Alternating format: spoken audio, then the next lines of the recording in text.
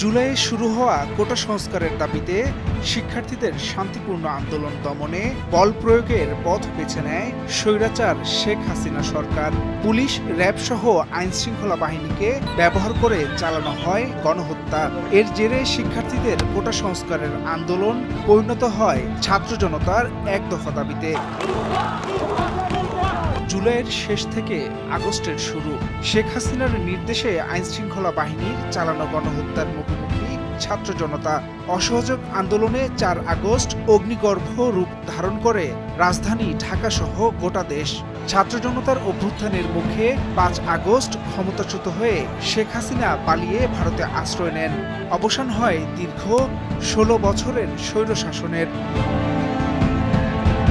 বৈষম্য বিরোধী ছাত্র জনতার আন্দোলন নির্মূলে জুলাই আগস্ট গণহত্যা মামলার প্রধান আসামি পলাতক শেখ হাসিনার বিরুদ্ধে ইন্টারপোলের রেড নোটিশ জারির আবেদন করেছে বাংলাদেশ। ২২ ডিসেম্বর আন্তর্জাতিক অপরাধ ট্রাইব্যুনালের প্রসিকিউশন থেকে এ আবেদন করা হয়। প্রসিকিউটর BM সুলতান মাহমুদ সংবাদ মাধ্যমকে জানিয়েছেন, প্রসিকিউশন আবেদন করেছে, পরবর্তী অগ্রগতির বিষয়টি দেখবে স্বরাষ্ট্র মন্ত্রণালয়।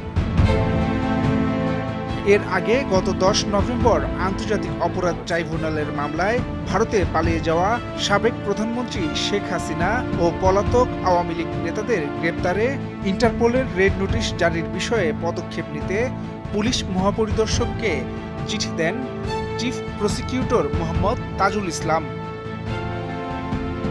জুলাই আগস্টে সংঘটিত গণহত্যা ও মানবতা বিরোধী অপরাধের অভিযোগে পৃথক মামলায় গত ১৭ অক্টোবর প্রসিকিউশনের আবেদনে শেখ হাসিনা, ওবায়দুল কাদের সহ ৪৬ জনের বিরুদ্ধে গ্রেপ্তারি পরোয়ানা জারি করে ট্রাইব্যুনাল।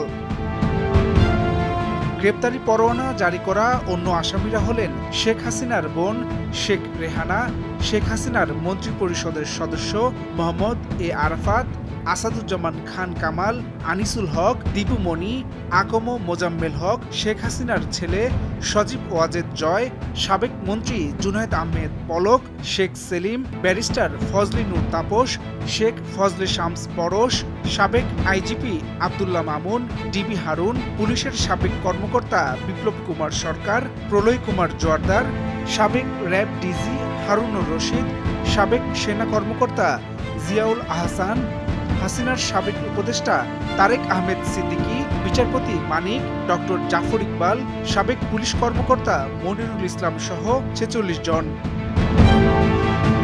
আন্তর্জাতিক অপরাধ ট্রাইব্যুনালের চেয়ারম্যান বিচারপতি মোহাম্মদ গোলাম মুর্তুজা মজুমদারের নেতৃত্বে ৩ বিচারপতির বেঞ্চ এ আদেশ দেন। অপর ২ জন হলেন বিচারপতি মোহাম্মদ শফিউল আলম মাহমুদ ও বিচারপতি মোহাম্মদ মহিতুল হক এনাম চৌধুরী। এর আগে পৃথক মামলায় ৪৬ জনের বিরুদ্ধে গ্রেপ্তারি পরোয়ানা জারির আবেদন জানান চিফ প্রসিকিউটর তাজুল ইসলাম।